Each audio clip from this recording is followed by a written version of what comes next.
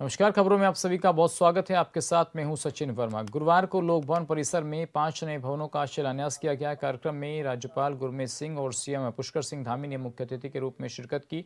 इस मौके पर सीएम ने प्रधानमंत्री नरेंद्र मोदी के नेतृत्व में विकसित कार्य संस्कृति का उल्लेख किया, जो परियोजनाओं को समय पर पूरा करने और उनकी उच्च गुणवत्ता सुनिश्चित करने पर बल देती है। उन्होंने गर्व के साथ कहा कि उत्तराखंड अब सतत विकास लक्ष्यों की प्राप्ति में देश के अग्रणी राज्यों में शामिल हो गया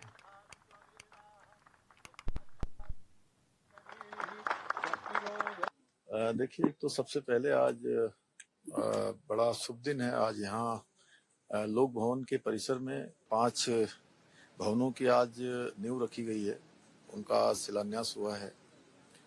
और ये भवन आने वाले समय में हमारे कार्यों को, हमारे कार्य संस्कृति को और समय की मांग के अनुरूप काफ़ी महत्व के भवन होंगे और इनसे समय के अनुसार काम होगा, अच्छी गुणवत्ता होगी, अच्छे तरीके से यहाँ पर जो है ये भवन बनेंगे।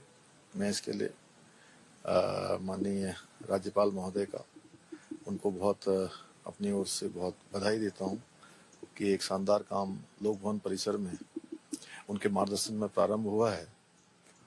और राज्य के अंदर अनेक काम आज हो रहे हैं, जिन कामों के भी शिलान्यास हो रहे हैं। हमने हमारे प्रधानमंत्री आदरणीय नरेंद्र मोदी जी के नेतृत्व में एक कार्य व्यवहार, एक कार्य संस्कृति प्रारंभ की, उनकी प्रेरणा से, कि जिस काम को भी हम शुरू करते हैं, जिस काम का भी शिलान्यास करते हैं, उन सभी कामों को पूरा करते हैं, उनको लोकार्पण तक पहुंचाते हैं। बीच में कोई भी योजना न रुके, इसके लिए लगातार हमारा प्रयास रहता है। सभी योजनाएं समय से हों, सभी योजनाएं गुणवत्तापूर्ण हों और जनता की आवश्यकता अनुसार उनका कार्य सुनिश्चित हो। और आज जिस प्रकार से काम राज्य के अंदर चल रहा है, उसके कारण से पूरे देश के अंदर जब बहुत सारे विषयों में, बहुत सारे विभागों में जब उसकी मॉनिटरिंग होती है या इंडेक्स बनता है, तो उनमें उत्तराखंड का नाम आज देश के अग्रणी राज्यों के रूप में नाम आता है।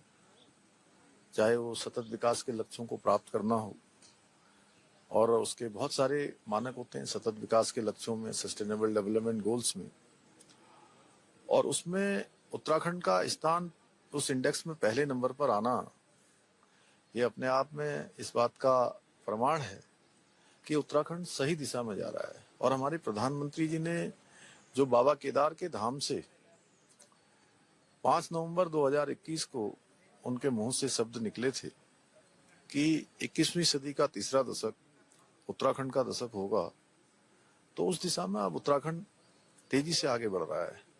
और प्रधानमंत्री जी बार बार उन शब्दों को दोहराते हैं, हम सबको स्मरण कराते हैं, तो निश्चित रूप से हमारा प्रोत्साहन भी होता है और हमारे अंदर ऊर्जा और उत्साह का संचार भी होता है हर एक उत्तराखंड वासी के अंदर, कि हम इन 10 सालों को उत्तराखंड के अनुरूप बनाएं। उत्तराखंड की गति, उत्तराखंड की उन्नति, उत्तराखंड की प्रगति, उत्तराखंड का विकास, उत्तराखंड हर क्षेत्र में साइंस, टेक्नोलॉजी, इनोवेशन, एआई, सभी सेक्टरों में आज आगे बढ़े। हमें लगातार प्रयास करना है और हमारे प्रयासों का प्रतिफल है आज कि हम तेजी से आगे बढ़ रहे हैं। चाहे टूरिज्म का सेक्टर हो, चाहे कृषि का हो, चाहे हॉर्टिकल्चर का हो, या इंडस्ट्री का क्षेत्र हो, हर क्षेत्र में आज हमारी लगातार देश के अंदर अच्छी गणना हो रही है, अच्छा हमारा नाम हो रहा है। सर, महिला राष्ट्र बिल आ रहा है सर, आप क्या मानते हैं देश और जो हमारा उत्तराखंड में कितना बदलाव सर देखने को आएगा इस बिल के बाद? देखिए, मैं सबसे पहले तो इस महिला बिल पर जो संशोधन होने जा रहा है और महिला बिल लागू करने की दिशा में भारत की संसद आदरणीय प्रधानमंत्री जी के नेतृत्व में जो चर्चा आज से प्रारंभ हुई है, ये एक युगांतकारी निर्णय है और युगों युगों के बाद ऐसा निर्णय होता है। लंबे समय से पूरे देशवासी, पूरी मातृशक्ति, देश की आधी आबादी इसकी प्रतीक्षा कर रही थी और ऐसा ऐतिहासिक निर्णय माननीय प्रधानमंत्री नरेंद्र मोदी जी के नेतृत्व में लिया गया है, निश्चित रूप से देश में भी बहुत बड़ा परिवर्तन होगा। अब हमारी मातृशक्ति माताएं बहनें अब वो केवल लोकतंत्र में केवल वोट देने तक सीमित नहीं रहेंगी, अब वो नीतियां बनाने में शामिल होंगी। रुद्रप्रयाग में जिला प्रेस क्लब के 20 साल पूरे होने के अवसर पर ज्ञानदीप सम्मान समारोह का आयोजन किया गया, जिसमें मुख्यमंत्री पुष्कर सिंह धामी ने शिरकत की। कार्यक्रम में पत्रकारिता के क्षेत्र में योगदान देने वाले वरिष्ठ पत्रकारों को सम्मानित किया गया। इस मौके पर मुख्यमंत्री धामी ने जिला प्रेस क्लब की उपलब्धियों की सराहना की। तो निश्चित रूप से हमारा प्रोत्साहन भी होता है। ये हम सब की जिम्मेदारी है कि जनता भ्रमित न हो और लोकतंत्र को भी मजबूती मिले। विशेष रूप से मैं जरूर उल्लेख करना चाहता हूं कि आगामी चारधाम यात्रा को देखते हुए यह आवश्यक है कि श्रद्धालुओं तक यात्रा के दौरान सही, प्रामाणिक और समय पर जानकारी पहुंचती रहे। ये संदेश जाना चाहिए कि पूरी तरह से चारधाम यात्रा के लिए हमारे सभी चार धामों के लोग, प्रदेश के लोग, स्टेक होल्डर्स, हितधारक, जब कई बार मुझे लोग कहते हैं कि यात्रा प्रशासन करवाता है, सरकार कराता है, हमारे जिलाधिकारी यहाँ पर खड़े हैं, तब मैं कहता हूँ कि सरकार एक कोऑर्डिनेटर है इस यात्रा की। असली यात्रा करवाने वाले हमारे हितधारक होते हैं, चाहे वो हमारे पत्रिकेदार सभा के लोग, हमारे तीर्थ पुरोहित हों, हमारे व्यापार संगठन के लोग हों, हमारे जनप्रतिनिधि हों, हमारे धार्मिक सभा के लोग हों, हमारे पुरोहितगण हों।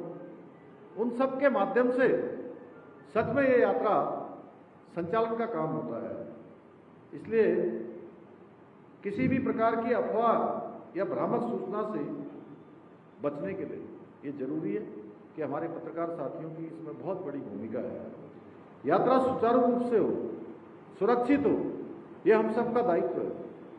इसके साथ साथ ये भी संदेश जाना चाहिए कि हम सब लोग पूरी तरह से तैयार हैं। अभी मिडिल एशिया के क्षेत्रों में जो युद्ध की स्थिति है, उसके कारण से बहुत सारी जगह पर इस प्रकार की बातें भी गई हैं कि यात्रा में कहीं कोई व्यवधान तो नहीं है, यात्रा में कोई कठिनाई तो नहीं है। तो मैंने अनेक प्लेटफॉर्म पर ये बिल्कुल स्पष्ट कर दिया है कि हमारे यहाँ यात्रा में किसी भी प्रकार की कोई परेशानी नहीं है। हम एक भी श्रद्धालु जो देश और दुनिया से आएगा उसको हम बिना दर्शन के यहाँ से वापस नहीं भेजेंगे। हमने जो एक पहले के समय में अत्यधिक संख्या आती थी, उस संख्या के मानक को भी समाप्त कर दिया कि आप सभी को व्यवस्थित तरीके से हम यात्रा कराएंगे। तो इसलिए भाइयों बहनों, मुझे पूरा विश्वास है कि आप सभी इस महत्वपूर्ण जिम्मेदारी को पूरी तरह से संवेदनशीलता के साथ इसका निर्वहन करेंगे। साथियों, आज आदरणीय प्रधानमंत्री श्री नरेंद्र मोदी जी के नेतृत्व में देश में मीडिया की भूमिका को और सशक्त बनाने और अभिव्यक्ति की स्वतंत्रता को मजबूती प्रदान करने की दिशा में निरंतर काम हो रहा है। इसी क्रम में हमारी सरकार भी पत्रकार साथियों की समस्या और उनके हितों के लिए पूरी तरह से संवेदनशील है। हमारी सरकार द्वारा पत्रकार बंधुओं की सुरक्षा, स्वास्थ्य बीमा, आकस्मिक सहायता और आवासीय सुविधाओं को लेकर कई ठोस कदम उठाए गए हैं। मान्यता प्राप्त पत्रकारों को शासन की विभिन्न योजनाओं का लाभ प्राथमिकता के आधार पर उपलब्ध कराया जा रहा है। वरिष्ठ पत्रकार सम्मान योजना के माध्यम से कई वरिष्ठ पत्रकार साथियों को सम्मानित किया गया है। साथ ही पत्रकार पेंशन में वृद्धि भी की गई है। इसके अलावा जिलों से देहरादून आने वाले पत्रकार साथियों के लिए आवासीय व्यवस्था के प्रयास भी किए गए हैं। साथ ही मुख्यमंत्री पत्रकार पेंशन योजना के अंतर्गत पत्रकार कल्याण कोष, जिसका बजट पहले 5 करोड़ रुपए होता था, उसको 5 करोड़ से बढ़ाकर 10 करोड़ रुपया भी किया गया है।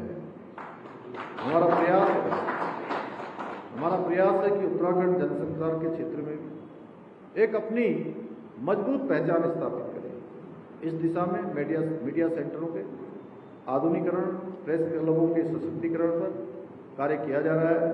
मेरा मानना है कि आप सभी के सहयोग और मार्गदर्शन से आने वाले समय में उत्तराखंड पत्रकारिता के क्षेत्र में भी नए मानदंड स्थापित करने में सफल होगा।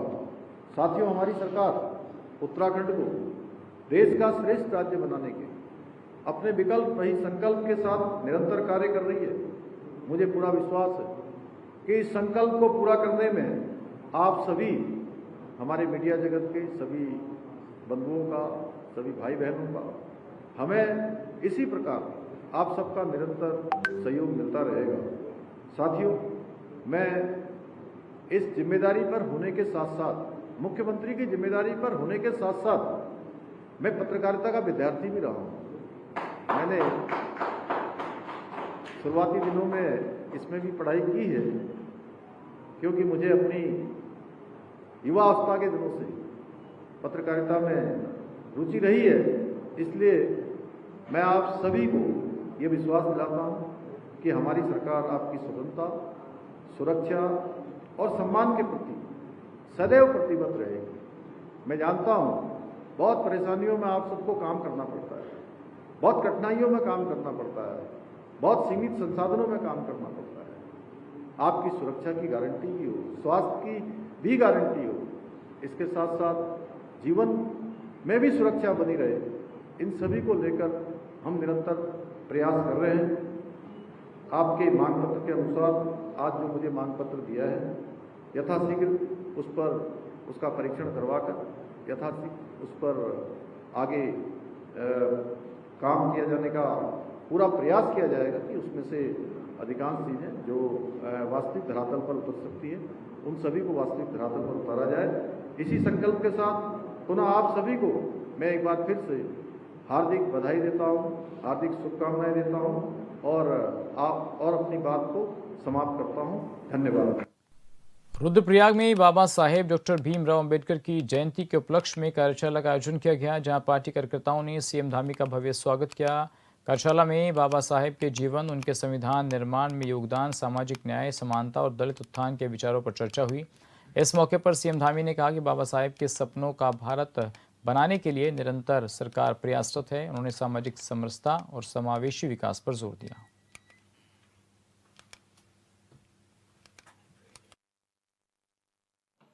दिल्ली कोई काम है तो आप 2 से ढाई घंटे में दिल्ली से देहरादून एक होने की कॉरिडोर उन्होंने हमारे राज्य को भी समर्पित किया, राज्य के साथ साथ पूरे देशवासियों को समर्पित। और प्रधानमंत्री जी का जो हमारे राज्य के साथ जो लगाव है वो किसी से छुपा हुआ नहीं। वो देश के पहले ऐसे प्रधानमंत्री हैं जिन्होंने प्रधानमंत्री बनने के बाद 28वीं बार प्रधानमंत्री के रूप में वो हमारे देवभूमि उत्तराखंड में आए। पहले के प्रधानमंत्री तो एक कालखंड में एक बार आ जाए, 2 कालखंड में भी कई बार कोई तो आते ही नहीं थे। आपको पता ही है पहले हमारी कैसी गलती होती थी, हमको छोटा राज्य समझकर, एक कोने का राज्य समझकर कोई गिनती भारत में नहीं।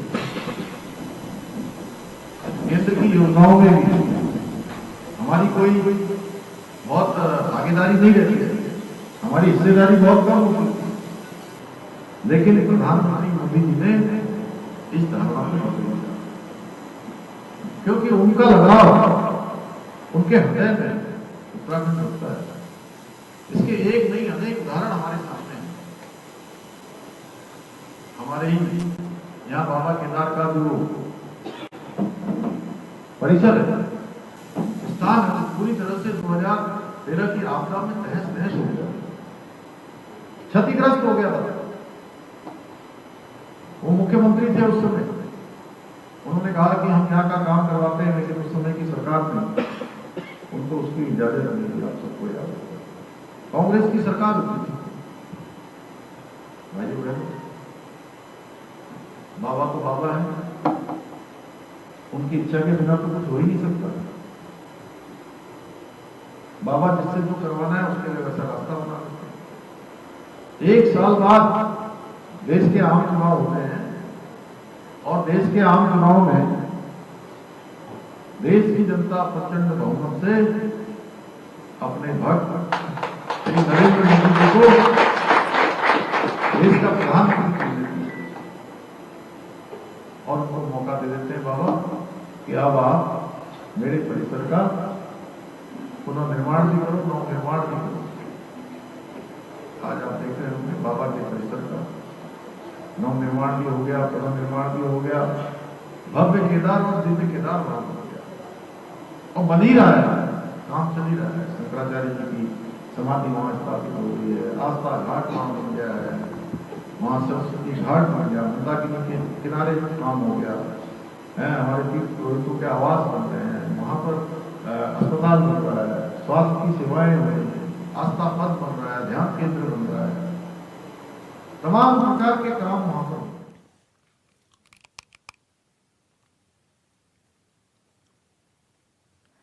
हाल ही में कॉलेज कार्यक्रम के दौरान गायक की ओर से अभद्र भाषा के इस्तेमाल को लेकर बीजेपी के प्रदेश प्रवक्ता कुंवर जपेंद्र सिंह ने कड़ी प्रतिक्रिया दी है।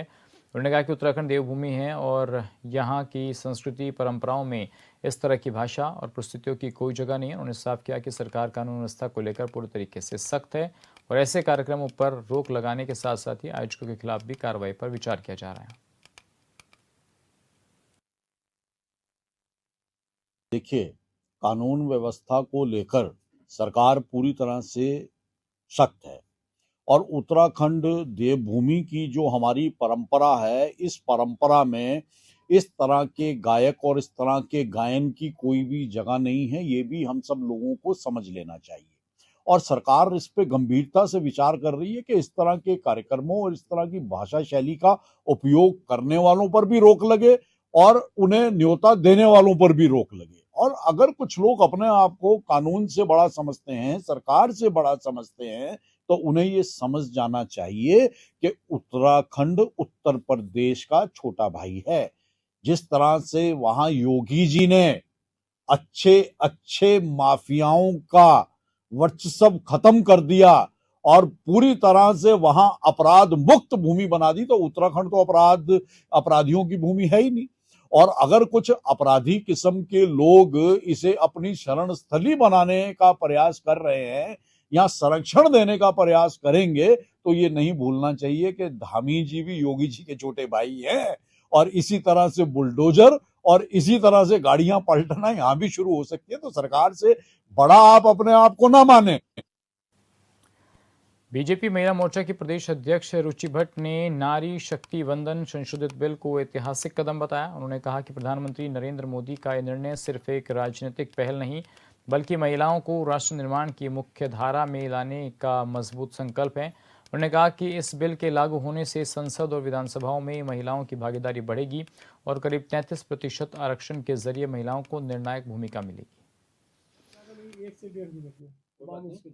देखिए, इतिहास तो लिखा ही जा रहा है और हम आभार भी व्यक्त करते हैं अपने माननीय मोदी जी का और खुशी की आप सीमा आप तय ही नहीं कर सकते हैं, क्योंकि हम जब भी इस नाम को सुन रहे हैं शक्तिवंदन, तो स्वयं ही हमारे मुंह पे एक मुस्कुराहट आ रही है और ये सोच रहे हैं कि इतने समय बाद वो हक जो हम मांग रहे थे वो हमें मिला, अधिकार जो हम चाह रहे थे वो हमें मिला है और हम राजनीतिक सशक्तिकरण की तरफ बढ़ रहे हैं। राजनीति में जो स्थान एक महिला को मिलना चाहिए था और जो अभी तक नहीं था वो मिल रहा है और पॉलिसी मेकिंग की हम जो बात करें, हम कह रहे हैं विमेन डेवलपमेंट की नहीं, विमेन लेड डेवलपमेंट की बात जो विजन हमारे प्रधानमंत्री जी कह रहे हैं, तो वो विमेन लेड डेवलपमेंट में हमारी भागीदारी हो रही है। तो इससे बड़ी खुशी की बात हमारे लिए कोई नहीं है।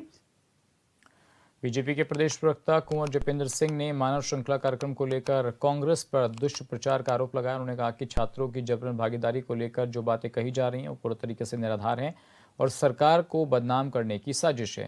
जपेंद्र सिंह ने कहा कि कार्यक्रम में बड़ी संख्या में लोग स्वेच्छा से शामिल हुए, जिनमें बच्चे, बुजुर्ग और महिलाएं भी थी, जो प्रधानमंत्री नरेंद्र मोदी की एक झलक पाने को बेताब थे।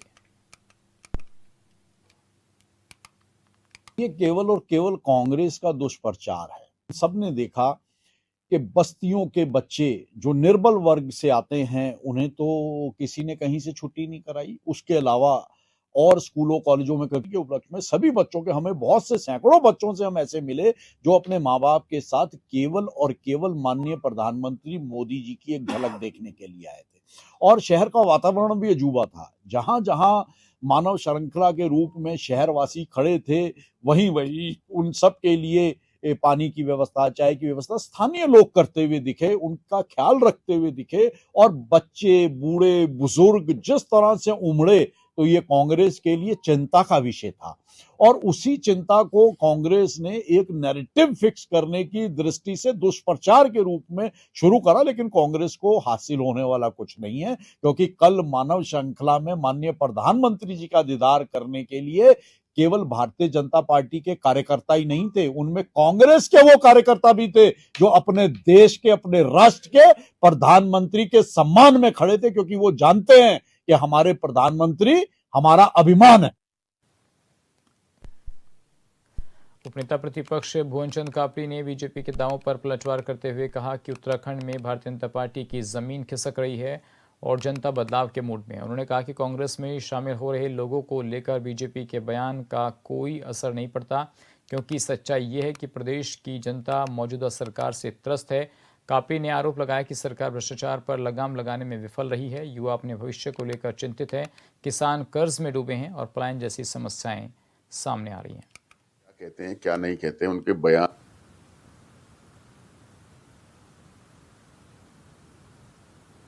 महेंद्र भट्ट जी अब क्या कहते हैं, क्या नहीं कहते हैं, उनके बयान से मुझे बहुत कुछ फर्क नहीं पड़ता। लेकिन ये सच है कि उत्तराखंड में भारतीय जनता पार्टी से उत्तराखंड की जनता त्रस्त है और ये आने वाले 27 का उत्तराखंड की जनता बेसब्री से इंतजार कर रही है, ताकि प्रदेश में एक ऐसी सरकार स्थापित हो सके जो भ्रष्टाचार मुक्त उत्तराखंड की बात करे, जो युवाओं के भविष्य को सुरक्षित करने की बात करे, जो किसानों के जो लगातार कर्ज में डूब रहे हैं उसे बाहर निकालने के लिए कोई रणनीति बनाए, जो पलायन पर कुछ काम करे, जो महंगाई को नियंत्रण करने में कुछ काम करे, जो हमारे पुरानी पेंशन बहाली है उस पर कुछ काम करे, जो आज सरकारी कर्मचारी वर्षों से नौकरी कर रहे हैं उनके ग्रेड पे को कम करने में जो सरकार लगी है, अपने खर्चे बढ़ाने में लगी हुई है, अपने शौक शान शौकत और अपने को चमकाने में जो सरकार लगी हुई है और जनता के पैसे का दोहन कर रही है, उसे बदलने के लिए जनता ने देहरादून नगर निगम की ओर से कराए जा रहे विकास कार्यों को लेकर महापौर सौरभ थपलियाल ने जानकारी दी है। उन्होंने कहा कि शहर के सभी वार्डों में लगातार काम किया जा रहा है। उन्होंने बताया कि सड़कों, नालों और नालियों के निर्माण के साथ साथ खड़ंजा,